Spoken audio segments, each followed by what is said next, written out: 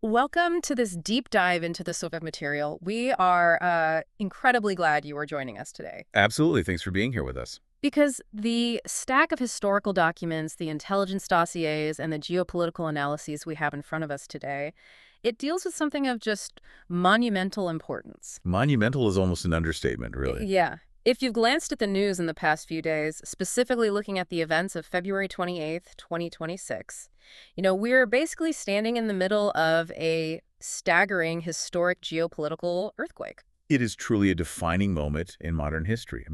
The events of the past week have essentially rewritten the security architecture and the entire geopolitical map of the Middle East overnight. Yeah, overnight. And to understand the sheer magnitude of what just happened, our mission for you today is to understand the incredible century-long whiplash of relations between the United States and Iran. We're going to explore how these two nations went from being close, admiring allies in the early 20th century to bitter adversaries, a trajectory that culminated in the unprecedented joint military strikes of late February 2026. Okay, let's unpack this. But before we dive into the weeds here, just a quick but vital reminder for you listening. The dossier in front of us covers highly charged, highly controversial events. Definitely. We're talking about everything from U.S. and U.K. orchestrated coups to the 2026 assassination of Ali Khamenei, the hostage crisis, decades of proxy warfare. Right. Our goal today isn't to take a side or to endorse any of the political or military actions described in these texts. As your guides, we are here strictly to impartially convey the raw historical facts and the context provided in these documents. We just want to help you understand the mechanics of this history, completely without any political bias. I really appreciate you laying that out because keeping that objective lens is literally the only way to make sense of this history. Exactly. And honestly, the early chapters in these documents gave me a massive aha moment. Oh, same here. Because if you were to ask the average person today about the historical relationship between the US and Iran, they'd probably assume it was always hostile, always tense. Yeah, that's the default assumption. But in the 19th and early 20th centuries, Iranians actually viewed the United States as a deeply trustworthy third force. It's a remarkable contrast to the modern dynamic. In the early 1900s, Persia, as it was known then, was constantly being squeezed by two massive, encroaching empires. The British and the Russians. Right, the British Empire to the south and the Russian Empire to the north. And both were just relentlessly trying to carve up Persian territory and resources. They were suffocating them. They were. So the United States, which had absolutely no colonial footprint in the Middle East at the time, was viewed by Iranians as a benevolent anti-imperial protector. And there are some incredibly vivid historical anecdotes in the reading that illustrate this perfectly. Take the story of Howard Baskerville. Oh, the teacher. Yeah. He was an American teacher living in Iran, and in 1909, during the Iranian Constitutional Revolution, he literally took up arms and died fighting alongside a local militia defending the city of Tabriz. Wow. He is still revered by some as a hero of Iranian democracy. Or look at Morgan Schuster in 1911. That's another great example. The Iranian parliament explicitly hired him, a U.S. financier, to come in and reform their national treasury. And Schuster's a fascinating case study because he was entirely dedicated to making Iran financially independent. Which the empires hated. Exactly. He was actually doing such a remarkably effective job at reforming the tax system that the Russian and British empires felt their influence was actively threatened. They essentially coordinated to force the Iranian government to expel him from the country. So think about what that signals to the Iranian public at the time. The Americans are the ones trying to help us build a modern state, and the European empires are the ones stopping it. And that cultural affinity, it lasted for decades. The texts note that between 1950 and 1979, over 800,000 Americans either visited or lived in Iran. The institutional ties were just as profound. If you look at the foundation of modern Iranian academia, top institutions like Pahlavi University, Sharif University, and Isfahan University were directly, structurally modeled on American schools. That blew my mind. We are talking about deep partnerships with MIT, the University of Chicago, and the University of Pennsylvania. For a very long time, the U.S. was viewed as a beacon of constitutional democracy and a modernizing partner that Iran actively wanted to emulate. If you're listening to this timeline, you really have to wonder about the immense psychological shift required to go from modeling your Ivy League universities after American schools to viewing America as the ultimate enemy. It is a staggering pivot. It really is. And when you read through the history, that pivot really hinges on a single commodity: oil. Precisely. To understand the fracture, we have to move into the early 1950s. At this point, Iran's massive oil reserves were entirely controlled by the British-owned Anglo-Iranian Oil Company. Which we know today as BP. Yes, BP. And Iran was getting a notoriously raw deal. The British were extracting staggering profits from Iranian soil, but refused to even consider a 50-50 profit-sharing agreement. Which was just insulting to them. Highly insulting. This was particularly galling for Iranians because American oil companies were already starting to offer those fair 50-50 splits to other nations in the region, like Saudi Arabia. So the resentment is building, and an Iranian politician named Mohammad Mossadegh steps onto the world stage. Right. He becomes prime minister. He's this incredibly popular pro-democratic nationalist, and he decides to pull the trigger. He nationalizes the Iranian oil industry. A massive move. Huge. He basically tells the British, this is our sovereign resource, and we are taking control of it. And naturally, Britain absolutely panics. Britain's response was swift and economically devastating. Yeah. They launched a worldwide boycott of Iranian oil, sparking what became known as the Abadan crisis. They just shut them out. They essentially blockaded Iran's ports and threatened legal action against any international entity that dared to buy Iranian oil. The Iranian economy went into a tailspin. But the British government quickly realized that an economic blockade wouldn't be enough to topple Mossadegh's government. Which brings us to the mechanics of the 1953 coup. And I have to say, it reads like the plot of a Cold War spy thriller. It really does. British intelligence, MI6, develops a covert plan called Operation Boot to overthrow Mossadegh. But Britain's global empire was waning post-World War II, and they knew they couldn't execute a regime change alone. Right. So they pitched the coup to the United States. And initially, President Harry Truman says, no, right? He didn't want the CIA getting to the business of toppling sovereign governments. Truman was firmly against it.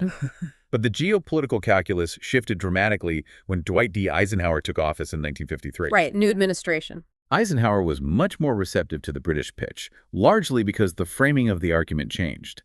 The CIA officially authorized Operation Ajax, placing an agent named Kermit Roosevelt Jr., the grandson of Theodore Roosevelt, in charge of the operation on the ground in Tehran. And the granular details of what Roosevelt and the CIA did are incredible to read. They didn't just support a political rival, they orchestrated total chaos. Absolute chaos. The CIA literally paid off street gangs and thugs, including a famous Iranian mobster known as Shaban the Brainless, to stage massive violent riots in the capital. Shaban the Brainless, you can't make that up. You really can't. They bribed members of parliament, they paid off newspaper editors to print fake stories. In one instance, they even bombed the house of a prominent religious leader while posing as communists. Wow. Yeah, specifically to stir up anti-communist outrage among the public. What's fascinating here is the deep historical debate over the true motives of the United States. The texts we are examining present two primary schools of thought regarding why Eisenhower authorized Operation Ajax. Okay, lay them out for us. On one hand, you have the Cold War rationale. Did the Eisenhower administration genuinely believe that the Iranian Communist Party, known as the Tudeh Party, was on the verge of taking over Iran and handing its vast resources directly to the Soviet Union? Right, the domino theory fear? Exactly. Or, on the other hand, was the communist threat merely a convenient excuse to secure Western oil profits and protect British interests? That debate is central to the history, because there's an incredible declassified quote in these documents from Truman's Secretary of State, Dean Acheson. He later admitted that the supposed communist threat was largely a smokescreen to justify the intervention. A smokescreen. Yeah. But to be fair to the historical context of the 1950s, other historians argue that the Eisenhower administration, operating in the paranoid early days of the Cold War, genuinely did panic over the prospect of Soviet expansion into the Persian Gulf. They saw Mossad's instability as a vulnerability the Soviets would exploit. Regardless of the internal motivations, the outcome was definitive and world-altering. The 1953 coup successfully ousted Mossadegh. It worked. It did. In his place, the U.S. and U.K. firmly reinstalled the monarch, Shah Mohammad Reza Pahlavi, effectively granting him absolute dictatorial power. The immediate aftermath was highly lucrative for Western interests. 5 U.S. petroleum companies suddenly gained a 40% share in a brand-new Iranian oil consortium. But the long-term cost for the Iranian people was severe. The documents detail how the U.S. CIA and Israeli Mossad helped the Shah establish and train SAVAK. SAVAK was the Shah's brutal secret police force. For the next quarter century, SOVAC was utilized to ruthlessly suppress political dissent, censor the press, and eliminate opposition to the monarchy. And this creates a massive pressure cooker in Iranian society. If we connect this to the bigger picture, we see the textbook definition of the intelligence concept known as blowback. Blowback. Yes, the 1953 coup essentially derailed Iran's trajectory toward a secular, constitutional democracy. By removing a popular nationalist like Mossadegh and propping up an authoritarian monarch backed by a secret police force, the United States inadvertently laid the direct groundwork for the 1979 Islamic Revolution. The resentment just festered, It didn't dissipate at all. It simmered and compounded for 26 years. which catapults us right to 1979. The pressure cooker finally explodes. The Shah's regime collapses in the face of massive popular uprisings, and Ayatollah Ruhollah Khomeini returns from exile to take power, transforming Iran into an Islamic republic. A complete paradigm shift. And Khomeini immediately taps into that decades-old resentment, famously labeling the United States the Great Satan. The break is sudden and violent. But the specific trigger for the most famous event of this era, the hostage crisis, is fascinating. It really is. The deposed Shah is suffering from terminal cancer, and he requests entry into the U.S. for medical treatment. President Jimmy Carter agonized over the decision, but eventually allowed the Shah into the United States. In Tehran, this action was viewed not as a humanitarian gesture, but as a direct existential threat. The Iranian student revolutionaries were intensely paranoid. They looked at the Shah arriving in New York and immediately thought, the CIA is planning another 1953. They thought, they are going to orchestrate a coup and put him back on the throne. And part of the reason they were so certain of this was that many of them had actually read Kermit Roosevelt's own book, Counter Coup, where he openly bragged about exactly how he pulled off the 1953 operation. They literally recognized the playbook. They had the playbook. Driven by that profound suspicion, the students stormed the U.S. Embassy in Tehran in November of 1979. They took 52 Americans hostage and held them in captivity for a grueling 444 days. The crisis paralyzed the Carter administration and fundamentally humiliated the United States on the global stage. The only silver lining in that entire ordeal was the Canadian caper. This is the story made famous by the movie Argo, where the CIA and the Canadian government managed to forge documents and smuggle 6 American diplomats out of the country disguised as a film crew. An incredible story. But broadly speaking, the hostage crisis completely shattered the diplomatic foundation between the two countries. Diplomatic ties were formally severed in 1980, and they have never been restored. Ever. That total lack of communication set the stage for a bizarre, incredibly violent, and often deeply contradictory decade in the 1980s.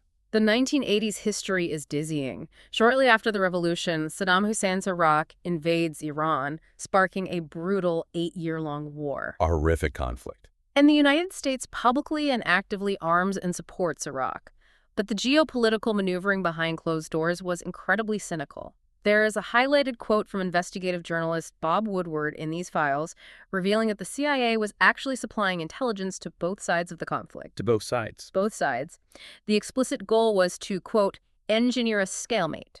They wanted to bleed both countries dry so neither could emerge as a dominant regional power. And the policy contradictions become even more extreme when you examine the Iran-Contra affair. Oh, man. While the U.S. government was publicly backing Iraq, the Reagan administration was simultaneously and illegally selling advanced anti-tank and anti-aircraft missiles to Iran in secret. Wait, how did they even justify that internally? Selling weapons to the nation that just held 52 Americans hostage? The logic was incredibly convoluted. The Reagan administration hoped that by secretly selling arms to Iran, they could incentivize the Iranian government to pressure Hezbollah militants in Lebanon into releasing a completely different group of American hostages. It's like a nesting doll of covert ops. Exactly.